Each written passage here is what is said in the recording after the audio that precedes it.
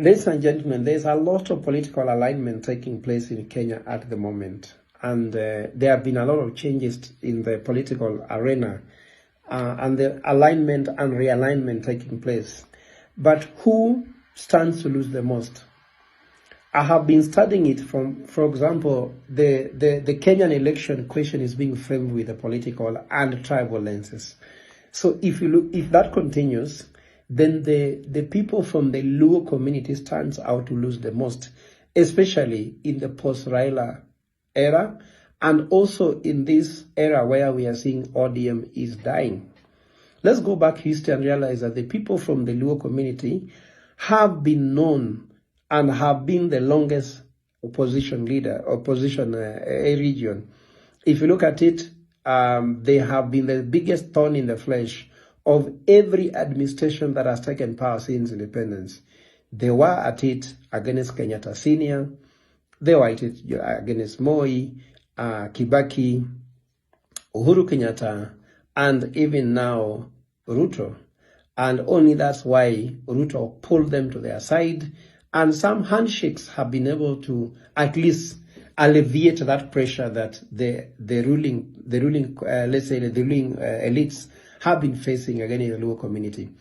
But this time I also think that Raila Odinga's death was not just a death that happened. Raila Odinga's death and now the imminent death of ODM is not something that has just happened. This one has been planned by the state as now being executed with precision. If you see how ODM is dying, where there are two factions, one saying Linda Ground, then one saying Linda Mwananchi. First of all, they have agreed on those two things. This looks for me like a written script by the nation. NIS must be involved in this one.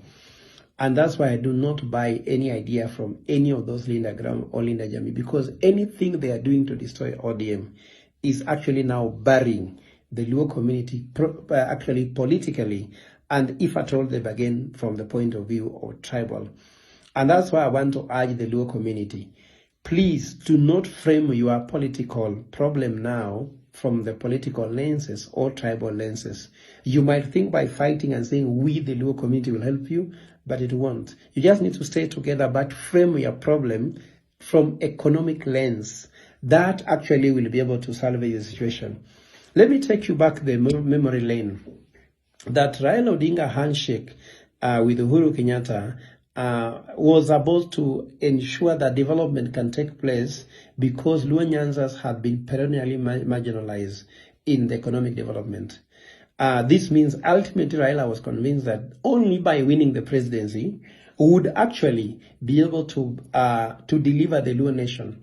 Because in spite of the fact that Raila is the father of devolution still cannot do much because of the fact that those county governments still depend by and large at the mercy of the so-called national government.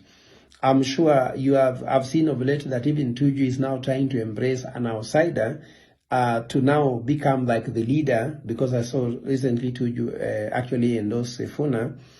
But I want to tell Tuju that he was an SG of Jubilee Party. He was also a very powerful cabinet secretary who was at the sanctum of power.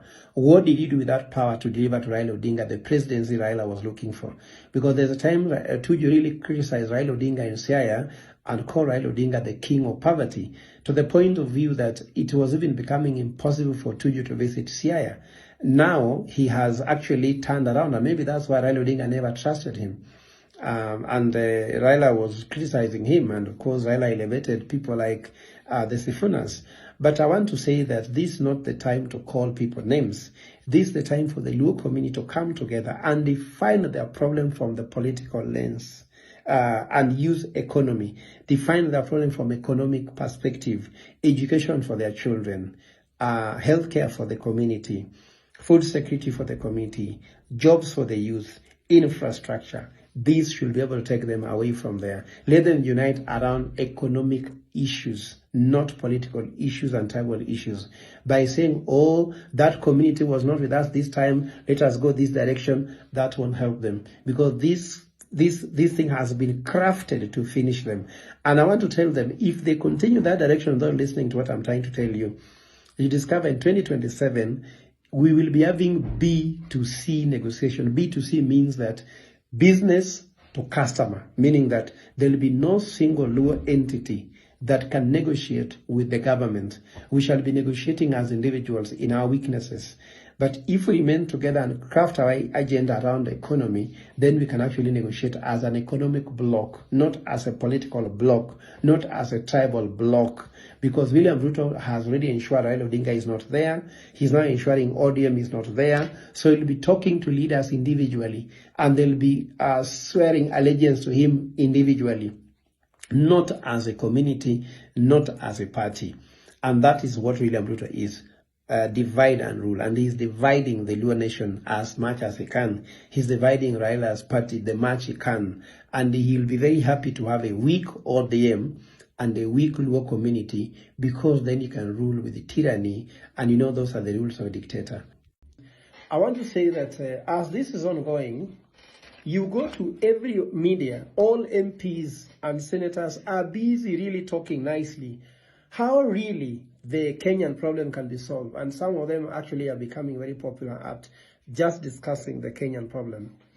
But I want to tell you that let us not focus on that. Let's focus on what is important.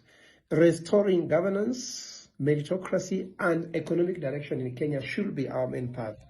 And I want to say that Kenya's current governance crisis is not accidental. It is actually institutional.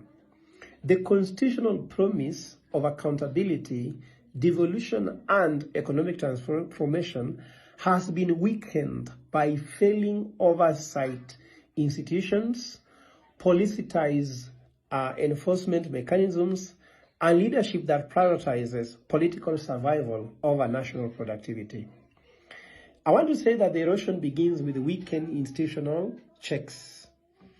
The Parliament of Kenya has increasingly fallen short in its institutional constitutional duty to rigorously scrutinize public spending, public debts, and executive decisions, like you see the ones where the president can buy 55 million worth of a vehicle, and the government that has spent 10 billion in a very short period of time, actually overpassing the 7.7 billion by budget of State House expenditure.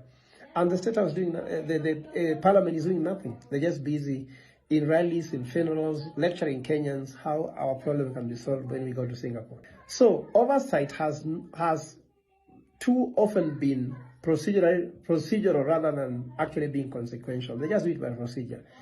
The Centre of Kenya, mandated to protect devolution, has struggled to consistently hold county governments accountable for stalled projects, poor service delivery, and misuse of funds. Meantime, the Anti-Corruption Commission, enforced under Ethics and Anti-Corruption Commission, has frequently failed to translate any timely convictions or meaningful asset recovery. I want to tell you that since this initiative, EACC has spent 58.5 billion Kenya shillings in its 3.9 billion annual budget, which translates to that money, but they have only recovered 38.5 billion shillings out of what should actually be recovered from corruption, which we have done analysis and found that the money stolen through corruption in Kenya is 6.7 trillion since independence. And that's why LDP, when LDP forms its own government, we are going to disband EACC with immediate effect. That's the executive order number 1 that we'll do.